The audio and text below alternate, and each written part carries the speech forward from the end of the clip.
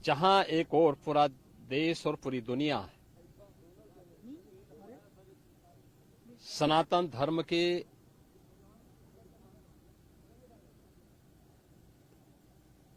इस सबसे बड़े आयोजन का साक्षी बनकर के गौरव की अनुभूति कर रहा है, प्रफुल्लित है, वहीं दूसरी ओर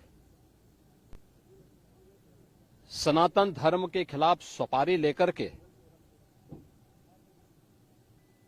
षड्यंत्र करने वाले तत्वों के द्वारा लगातार शरारत पे शरारत करते हुए झूठ के और असत्य के नित नए प्रतिमान भी गढ़े जा रहे हैं।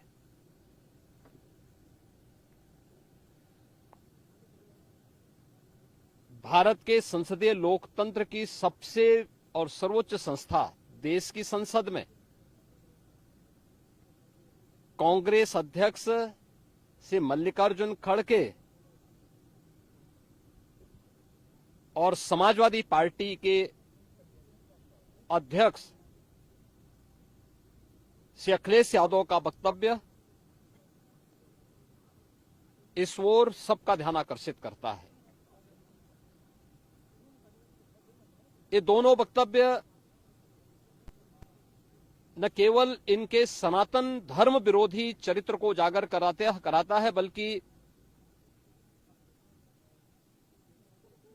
इनकी उस गिद्ध दृष्टि की ओर भी सबका ध्यान आकर्षित करता है जो लगातार इस महाकुंभ के खिलाफ पहले दिन से दुष्प्रचार कर रहे हैं।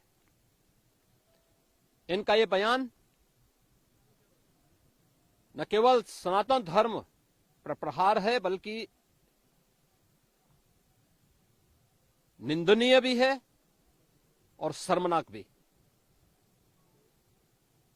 कांग्रेस अध्यक्ष का यह कहना कि प्रयागराज कुंभ में मौनी अमावस्या के दिन हजारों लोग मर गए,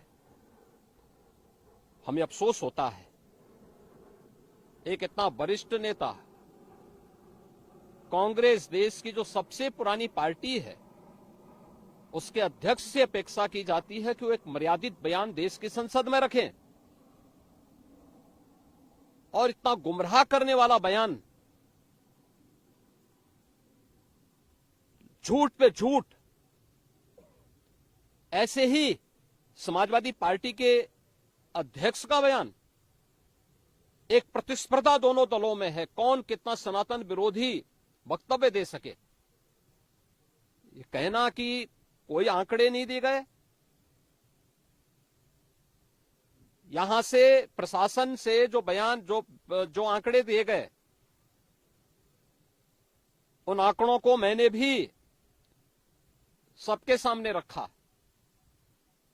घटना दुखद थी, हर व्यक्ति दुखित था, और जितने क्विक रिस्पांस से मेला प्रशासन, police, NDRF, SDRF, civil defence, इन सब ने मिलकर के घायलों को हॉस्पिटल पहुंचाने का काम किया, अपने आप में एक मिसाल है। करोड़ों लोग प्रयागराज में उस दिन उपस्थित थे। ये दोनों दल चाहते थे और सनातन धर्म विरोधी चाहते थे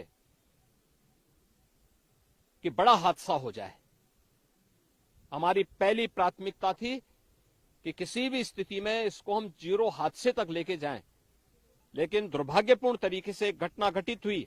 लेकिन जितने क्विक रिस्पांस से प्रशासन ने और सभी संबंधित संस्थाओं ने कार्य लेकर के उन्हें हॉस्पिटलाइज किया, उसमें कुछ लोग उस हादसे के शिकार हुए, वह दुखद है। उन सभी परिवारों के प्रति हम लोगों ने अपनी संवेदना भी व्यक्त की और उसके लिए कुछ आर्थिक मुआवजा भी घोषित किया।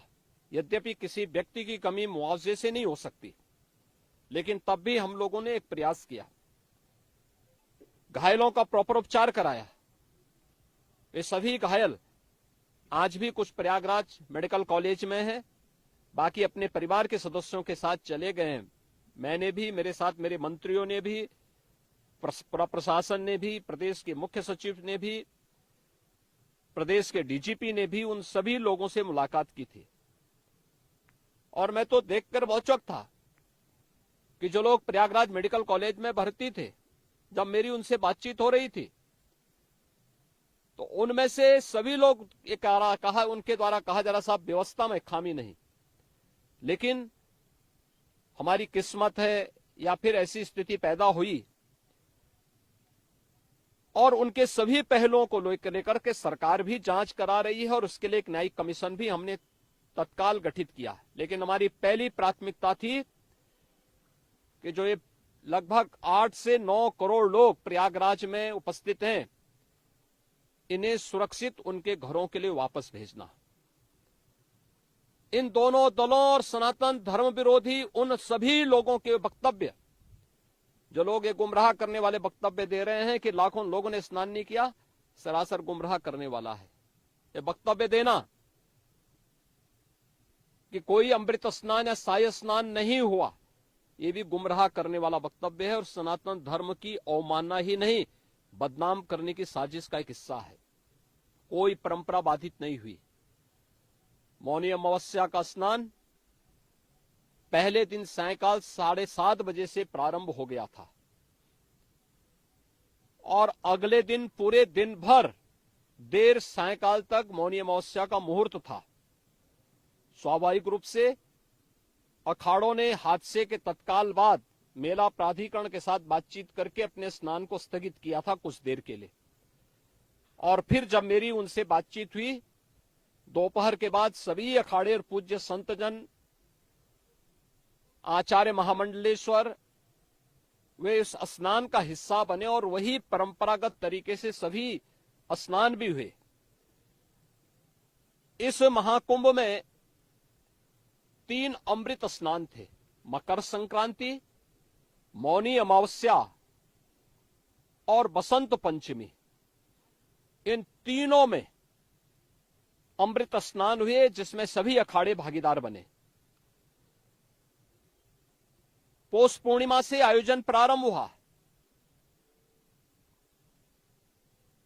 समाजवादी पार्टी के अध्यक्ष का यह वक्तव्य भी कि सरकार ने 100 करोड़ की घोषणा की थी, मुझे लगता है कि उनको बयान थोड़ा पढ़ना चाहिए। ये लोग 12 बजे सो करके उठने वाले लोग हैं। कार्यालय स्टाफ जिस प्रकार का इन्हें नोट बना करके देता है, ये उस प्रकार का वक्तव्य बना करके सामने प्रस्तुत करते हैं और फिर उसके अनुसार उसको लीडर के रूप में नहीं बल्कि एक रीडर के रूप में सबके सामने उस वक्तव्य को पढ़ करके अपनी जगहसाई करते हैं और राजनेताओं की भी जगहसाई करते हैं। यही स्थिति इन्होंने, मैंने बार बार कहा कि महाकुंभ में 40 से 45 करोड़ श्रद्धालु इस पूरे महाकुंभ के आयोजन में भागीदार बनेंगे। और मुझे बताते हुए ये भी प्रसन्नता है कि पिछले 22 दिन के अंदर इस महाकुंभ में 38 करोड़ श्रद्धालु अब तक यहां आ चुके हैं। अगले 22-23 दिन तक यह आयोजन और चलेगा। इन 22 दिनों के अंदर भी श्रद्धालुओं के आने की पूरी वो है। आज भी आप देख रहे होंगे, कल बसंत पंचमी अंतिम अमृत स्नान संपन्न हुआ। माघी पूर्णिमा 12 फरवरी को और महाशिवरात्रि 26 फरवरी को होगा। करोड़ों की संख्या में देश और दुनिया का हर श्रद्धालु आना चाहता है। आज भूटान के महामहिम नरेश ने भी यहां पर अपने देश के तमाम लोगों के साथ में इस आयोजन में वे सहभागी बने। पूरी दुनिया आ रही है, लेकिन इन दलों ने जिन्होंने सनातन धर्म के खिलाफ सफारी लेकर के एक षड्यंत्र करने में लिप्त हैं, इनका षड्यंत्र कामयाब नहीं होगा। 29 जनवरी के हादसे की तह में हम लोग जाएंगे, षड्यंत्रकारियों को बेनकाब करेंगे और उन्हें सजा कैसे दिलाई जाती है यह आपने उत्तर प्रदेश के अंदर पिछले 8 वर्ष के अंदर देखा होगा। आगे भी आप इसको देखते रहिए।